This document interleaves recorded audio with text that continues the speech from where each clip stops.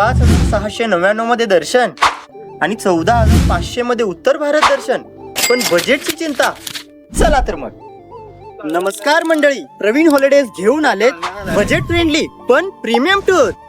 नमस्कार, मी प्रवीण बेळगावकर. मी घेऊन आलोय अष्टविनायक शिर्डी शनी शिंगणापूर दर्शन 4 रात्री 4 दिवस, तेही 5,699 मध्ये.